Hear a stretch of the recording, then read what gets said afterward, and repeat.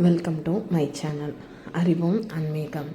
இன்றைக்கி நம்ம சேனலில் எதை பற்றி பார்க்க போகிறோம் அப்படின்னா, அறுபடை வீடு முருகனோட தொடர்ச்சியான பதிவு தான் இந்த பதிவும். இறுதியான பதிவுன்னு கூட சொல்லலாம். முருகனோட 6வது படை வீடான பழமுதிர்ச்சோலையை பற்றி தான் பார்க்க போகிறோம். வாங்க வீடியோக்குள்ளே போகிறதுக்கு முன்னாடி நம்ம சேனல் அறிவோம் ஆன்மீகமாக சப்ஸ்கிரைப் பண்ணாதவங்க சப்ஸ்கிரைப் பண்ணிவிடுங்க. நம்ம அறிவோம் ஆன்மீகம் சேனலில் ஒரு நாளும் ஒரு ஆன்மீக தகவலை பார்த்துட்ருக்கோம். அந்த வகையில் முருகனோட அறுபடை வீடை பற்றி தான் பார்த்துட்ருந்தோம். இன்றைக்கி நம்ம பார்க்க போகிறது திருமண தடை, புத்திர பாக்கியம் வேண்டுபவர்களுக்கு கல்வியில் சிறந்து விளங்கவும் வரம் தரும் பழமுதிர்ச்சோலை முருகன், அதாவது 6வது படை வீடான சோலைமலை அப்படின்னு அழைக்கப்படுற பழமுதிர்ச்சோலையை பற்றி தான் பார்க்க போகிறோம். அறுபடை வீடுகளில் மூலஸ்தானத்தில் தம்பதிகளுடன் முருகன் காட்சி தரக்கூடிய கோயில் சோலைமலை, அதாவது பழமுதிர்ச்சோலை மட்டும்தான்.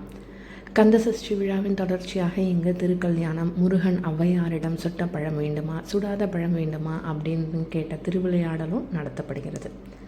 பிரபலமான விஷ்ணு தலங்களில் ஒன்றான அழகர் மலையில் அமைந்துள்ள பழமுதிர்ச்சோலை அல்லது சோலைமலை முருகப்பெருமானின் அறுபடை வீடுகளில் 6ஆம் படை வீடாக திகழ்து. அருணகிரிநாதர் திருப்புகழில் இத்தலத்தை பற்றி பாடியிருக்காரு.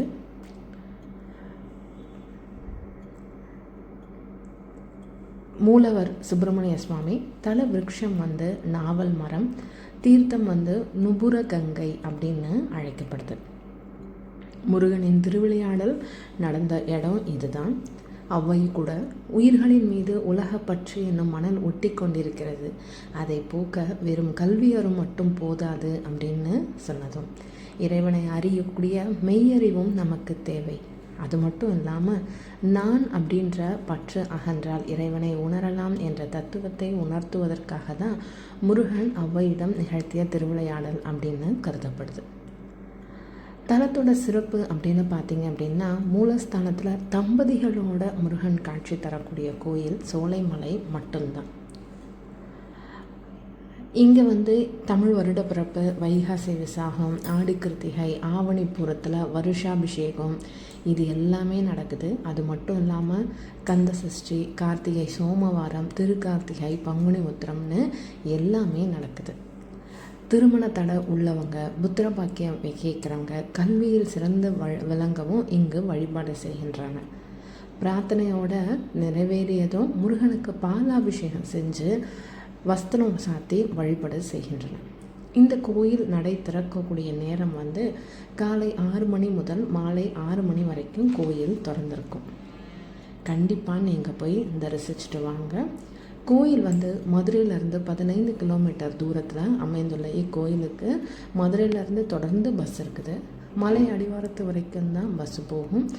மேலே போகிறதுக்கு தேவஸ்தான சார்பில் பஸ் வசதி செஞ்சுருக்காங்க. வேனு, ஆட்டோ எல்லாமே இருக்குது.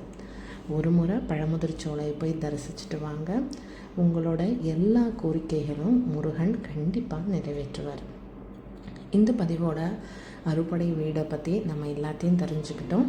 வேறொரு பதிவில் வேறொரு ஆன்மீக தகவலோடு நான் உங்களை சந்திக்க வரேன். வாழ்க வளமுடன்.